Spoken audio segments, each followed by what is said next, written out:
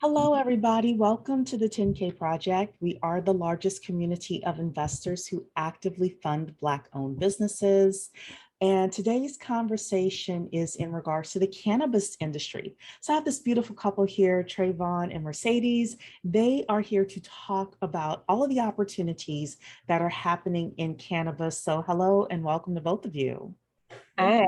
Thank you, Sheree. Thank you, 10K audience. Yes. So why don't you start from the beginning? Tell us a little bit about how you even got involved in the industry.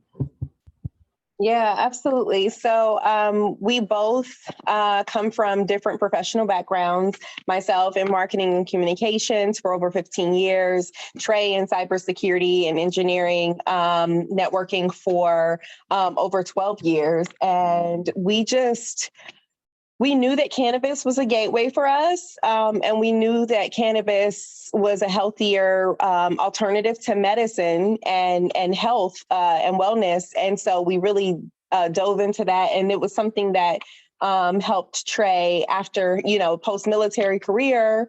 And so we applied for the Maryland minority round, the social equity round back in 2018.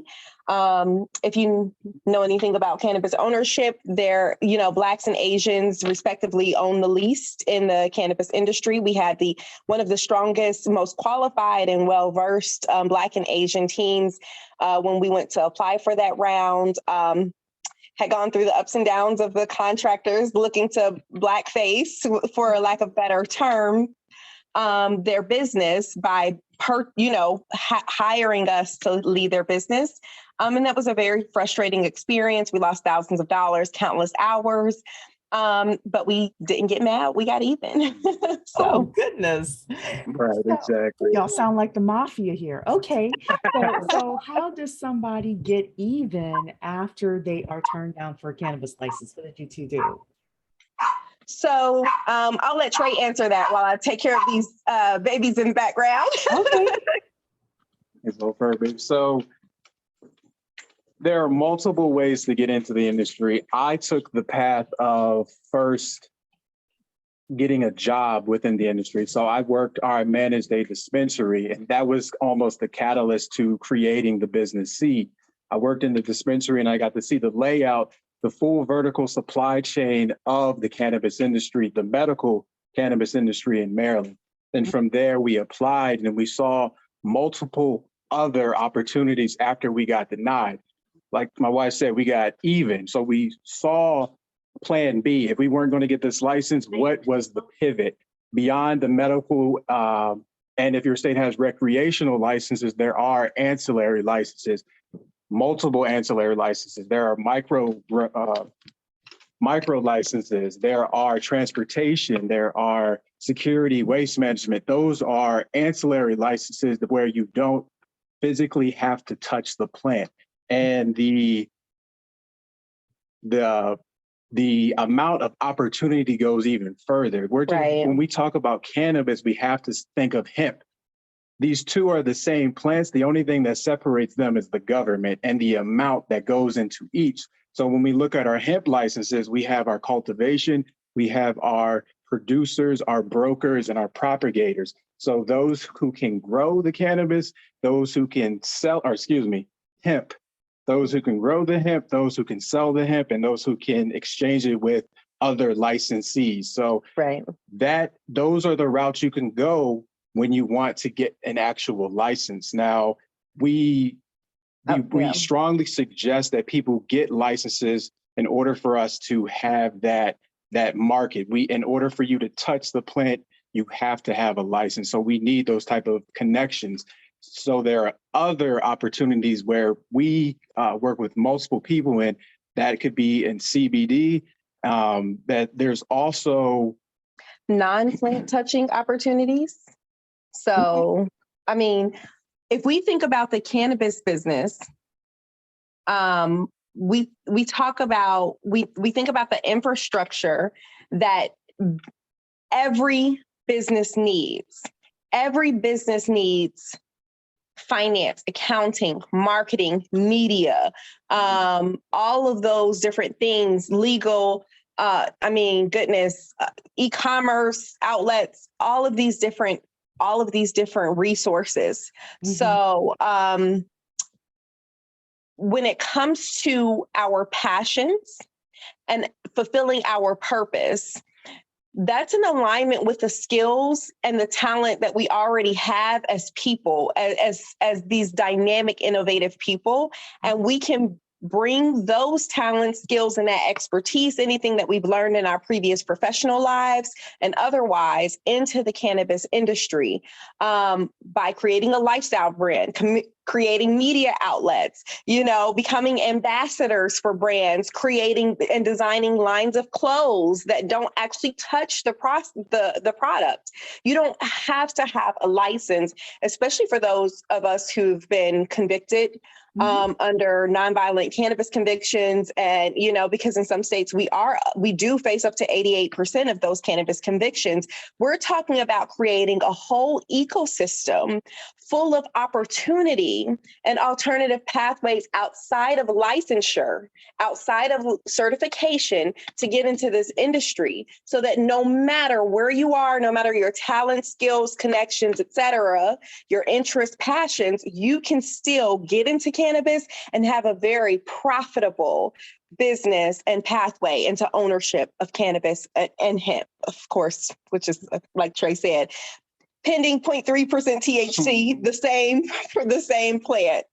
Right, so yeah. Right. So, I'm going to take it back to somebody that I think about in the crypto space. There's a CPA that I know who's a part of the 10K project, Rebecca Samuels, and she focuses her CPA services on people who have crypto, for example. So she took her, her skills in accounting, applied it to crypto, because all the laws and tax laws are constantly changing. And now she has, a thriving business with that. And people come to her because most accountants don't know how to do crypto. My thought process is, actually, I have another client who is going for a cannabis license in another state outside of Maryland. And they found a CPA firm that focuses on cannabis, and I'm working on them in order to create the financials. So when you all are talking about people taking their current skills and really, because cannabis, the laws are changing all the time, new states are getting on board all the time, things like that, the different types of products. Like, I'm learning a lot doing this business plan because of the type of license that they're going after. Like, I have to know a lot more about the product. I never personally, did marijuana or anything like that. So, there's like this huge training that needs to take place with older people who have the stigma around it.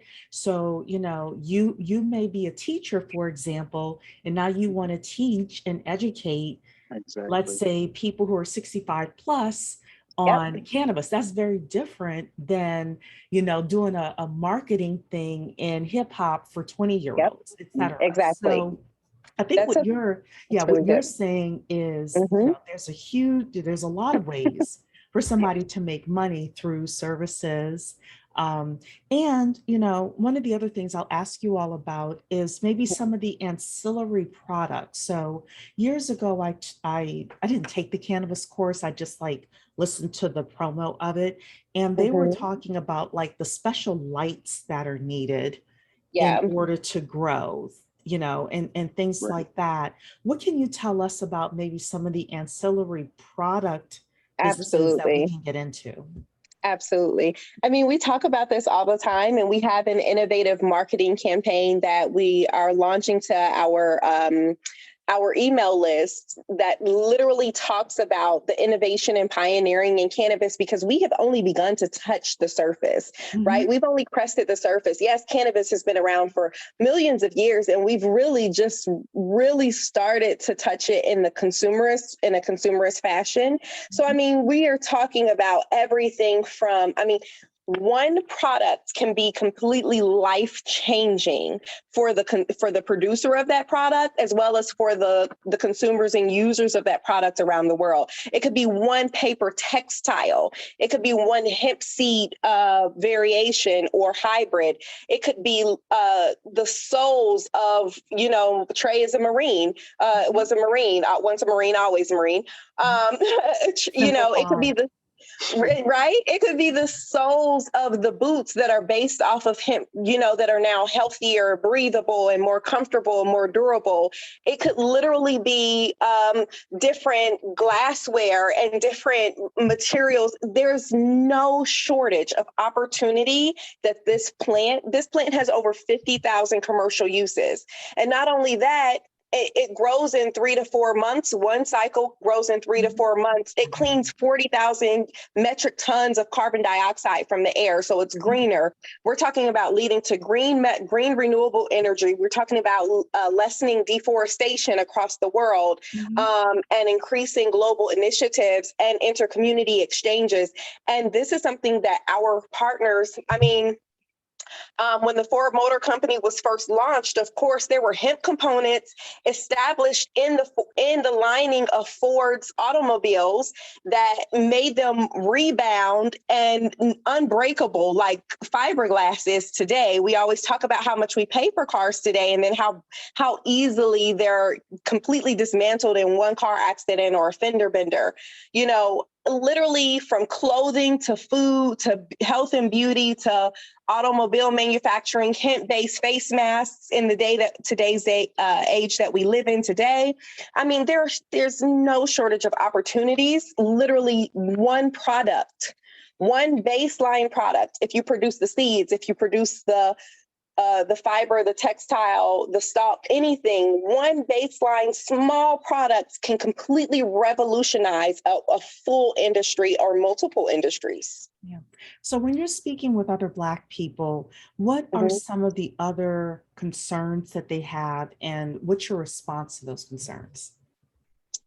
Sheree, it all depends, like you were mentioning earlier, on the market, the age range, because we work with a wide range of farmers, and our multiple initiatives are to get them on board in growing hemp, being the initial source of the product. We want you to grow the product and potentially process it, but the hiccup comes when you're still talking about the stigma. A lot of our farmers still are against it, even though there are laws in place.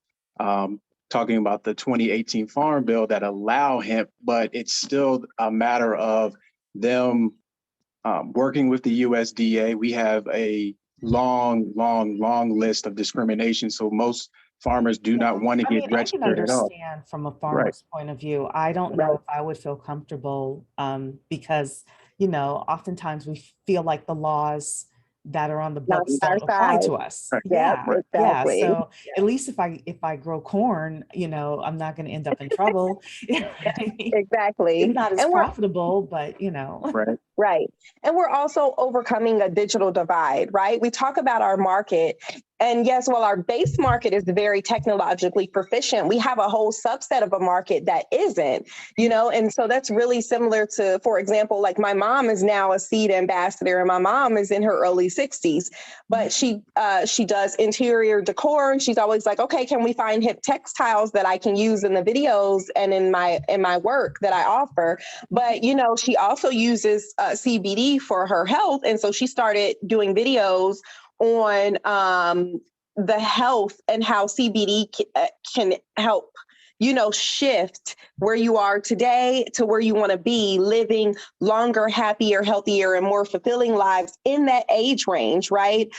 Because that, like you said, we have a whole subset of a market that is underutilized and under-tapped into, but they're also the most wealthy cohort of the country. They have the most available income to invest in these businesses, so even if our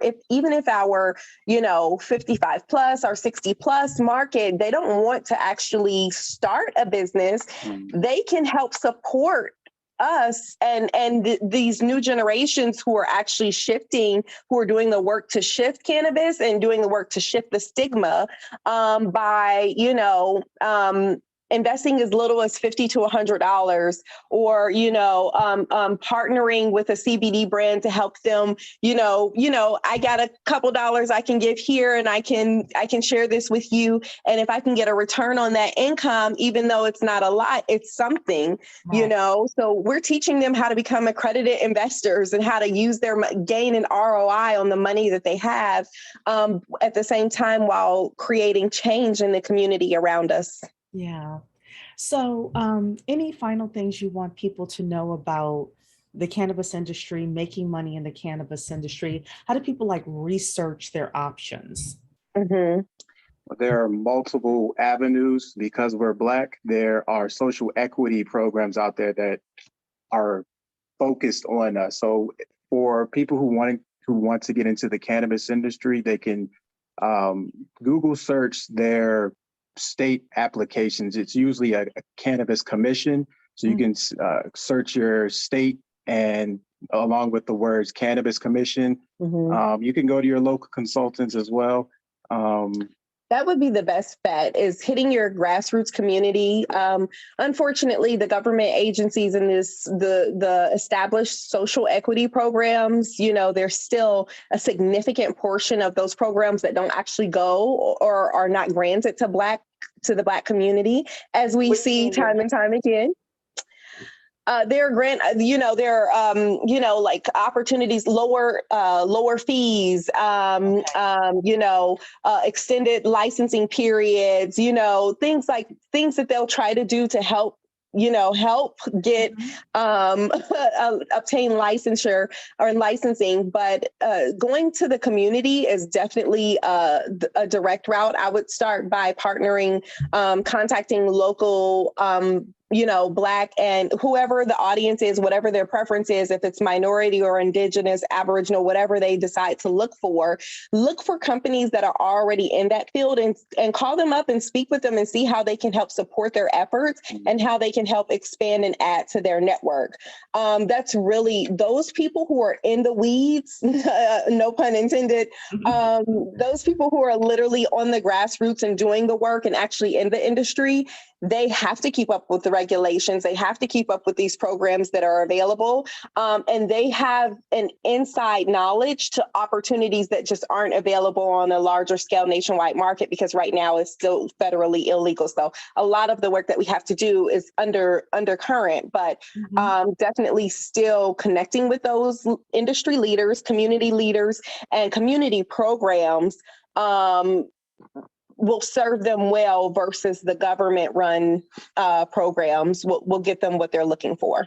Great. For sure. Well, I always say it's not what you know and it's not who you know, it's who knows you.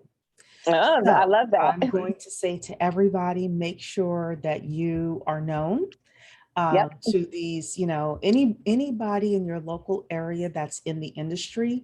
Also, I'm seeing a lot of associations crop up. I saw one recently in Atlanta that was doing a one-day seminar or conference or something like that. So I'm seeing those. I'm sure there are some nationwide ones as well. Absolutely. If you're spending money on anything, spend it on networking and getting in the right rooms with the right people. And then also, I'm sure like Clubhouse or places like that, you're able to take your cell phone and start networking with people there as well. I would say have as big and wide of a network as possible. Absolutely. And they can check out Eventbrite. Eventbrite has a lot of opportunities available on that platform. Yes. So, all righty then. Well, thank you so much for being here. Do you all want to give your email or something if people want to contact you? Yep. Yeah, if anyone wants to contact us, they can reach us at info@projectc.io, or you can go to Tre'Von at projectc.io and Mercy. Yeah. Info will come directly to us. Mercy or Mercedes? Both. Both. I have both. But info at projectseed.io. And that's seed with a C. So PROJECTCEED.io. All righty then. All right, everybody, time for you to go make some money in cannabis Yes. or anywhere else that you're looking. Yes. All right. Thank you so much to both of you. Absolutely. Thank you for your time.